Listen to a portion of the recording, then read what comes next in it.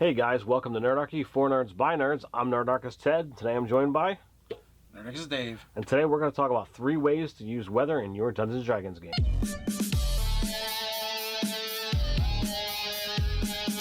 Hey guys, jump down to the description below where you can sign up for Nerdarchy, the newsletter. It's a great way to get gaming tips as well as learn how to game with us. So recently we were inspired while traveling and going on vacation / work for Nerdarchy.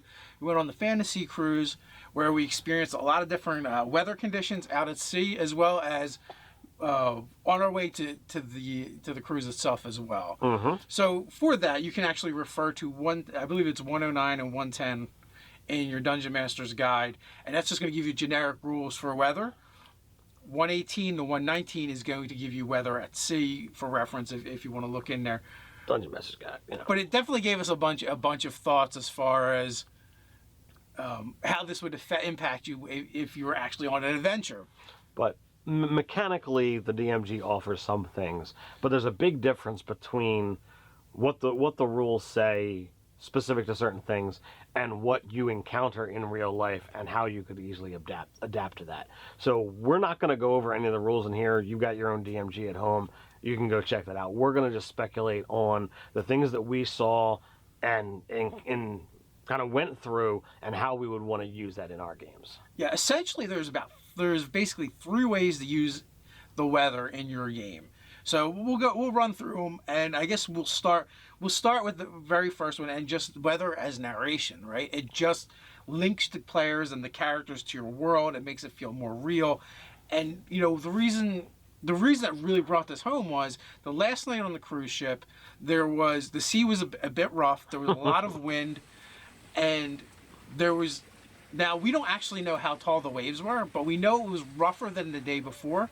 And the day before, I heard the captain call out on the intercom to expect 10 to 20 foot waves.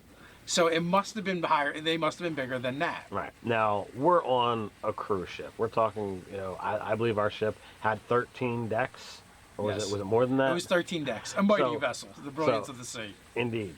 Now, when we're up on deck, we're on like the 11th floor, 12th floor, and that's when we're actually out in the open air and being able to do something. So on average, you're talking over 100 foot off the top of the wave or the top of the ocean. So like it ain't getting to us. Right, and it was dark out. It was night, right. So you can actually say that well. But, it really set the atmosphere, because here's some of the things that are going on, regardless of whether you're talking game mechanics or not, just like for narration. Like, we were going to play mini golf in this windstorm, right? So we're walking against it. Ted's wearing his pirate coat, and it's all billowed out, and, he's definitely in danger of becoming a kite. In the meantime, my wife and my daughter are trying to push against the wind, and it's a little tough. And then there's a third element that's going on. Off in the distance, there's lightning storms. There's storms going on. You see flashes of lightning lighting the sky. Now, remind you, the wind is whipping, so sound is not going to travel as easily. But usually, when you see lightning, if it's close enough to actually be of any kind of worry, you're going to hear it. Well, yeah, you would be accompanied by thunder. There was no thunder. There was nothing. It was way out there, and your daughter was like, "We're gonna die." You were on a metal ship, heading to go play mini golf with metal clubs. So, but it was cool because you don't usually get to see the flashes and the light and really just sit and enjoy it. And I thought that part was cool. It was, and so for your game, it's foreshadowing, right? The storms off in the distance. But in D&D, a storm doesn't have to be a storm, right? It could be storm giants having a competition, where they throw and catch lightning bolts, even though your players just think it's a weather phenomenon. Or the whole storm could actually be a foreshadowing for an attack of a kraken that has the ability to control the weather. Because what better way to launch an attack on a vessel than first disorient and blind its crew? It could be 2 mages having a mage competition or duel, and they might not be directing the energies at each other, but they could be using some other kind of magical measurement to see whose magic is better. Exactly. And now on the way there, I flew in, but Ted drove in.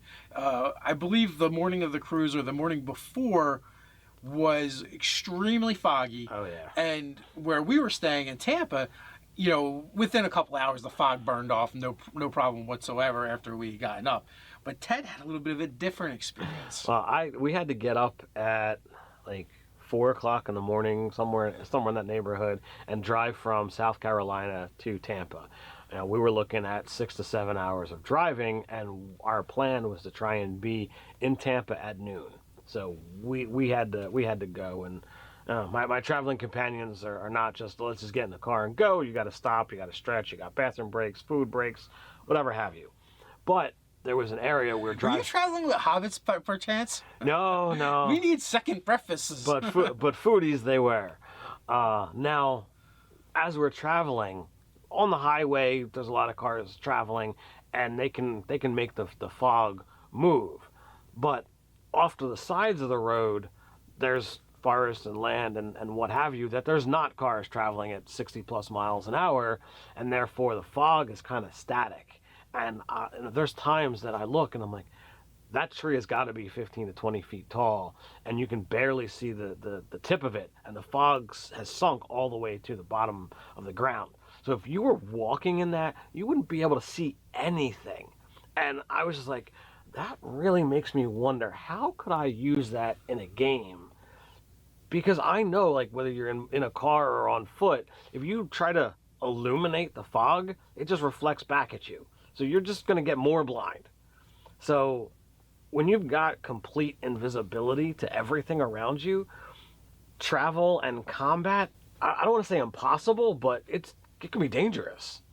Well, we're going to get to those parts later. But just from the narration standpoint, you start talking about fog and visibility. You're going to increase. It's going to increase the chances of the players having to worry about being lost. Obviously, you mentioned fog in any tabletop role playing game of Dungeons and Dragons. You're going to be like, oh my God, it's Ravenloft. So there's that bit of trauma that goes well along with it as well for those of you who played in Ravenloft. Indeed. But moving forward into the other uses for it, it could also make for great skill challenges. Not just the fog, but weather in general. You're trying to accomplish things, you're trying to get things done. Well, you have this other level of difficulty. And we like pointing, when we talk skill challenges, we really do like pointing out Matt Colville, because he did such a phenomenal job on his 4th edition skill challenge video. If I remember, I'll put it in the description. If not, go find Matt Colville and check it out. If you do a channel search on his channel, skill challenges, that should come up. But it's fantastic, and it's a great way to add tension to your game, and for your players to have their characters use other skills that aren't purely combat related. You could have the survival checks, the nature checks, and every time you're trying to do something, you could you have to combat nature itself to get through what you're doing. If you have the rain pouring down and you have fog, it could definitely make you weary. So it could actually invoke wisdom saving throws or con saving throws to actually push on or stave off exhaustion. Yeah, it's definitely gonna slow you down. Like you said, you could get lost. So you could use acrobatics, athletics, knowledge, nature. I guess it's nature now. The survival skill, and then perhaps perception or insight. Anything depending on how well your players come up with rationales for using different skills to invoke the skill challenge. You could definitely do something with that. It could be interesting. But then when you move into the out of exploration and into the combat phase of the game, that's when the stuff is really going to be a problem. Heavy winds could cause difficult terrain if you're moving against the wind. If you're moving with the wind, you might have to make athletics checks just to stop when you want. Yeah, it's just to have controlled movement. Rain and fog are going to decrease visibility, so it may offer concealment and not cover. It would be concealment to your adversaries, and also it blocks off line of sight. One of the things about the heavy winds too may also cause disadvantage for shooting ranged weapons. Yep. It's going to be hard to be precise. I would say that anything involving wind, thrown weapons, throwing a dagger, throwing an axe, that kind of stuff is automatically going to be with disadvantage. But like ranged weapons, you could wind up halving their distances if they're shooting against the Right. wind. Yeah, absolutely. And then even even if you're shooting with the wind, it's still gonna fail your aim, I would think. So so that would be justification for a disadvantage Right. as well. So there's definitely those things. One of the things we noticed from being on the ship when the windstorm was going on and the water was rough, is it definitely affected your ability to move around. Not so much that you're like falling over, but definitely there's a couple times you're walking and you stumble 3 steps in to the right or the left that you hadn't intended to just because of the way the ship pitched. Now, our ship was massive. Now, imagine if you're doing any of this stuff at sea with a normal-sized fantasy vessel. Yes. So, like, unless you've got some kind of magic ship that kind of offers some kind of counterbalancing factor, like, you could have some serious issues just walking. And, if you've got a sailor background, you might know, okay, we're in pitch situations. I'm going to tie myself off so that I don't fall, overboard. Well, that's another thing, too. Like, in that instance, you might want to reward the sailor background with giving them lower DCs or advantage on certain checks just because they're used to, life on the sea. You could, like, I don't know if this is factual at all, but, sailors are often, like, depicted barefoot. So, perhaps there's a reason for that. Maybe that gives them better grip on the deck or whatever.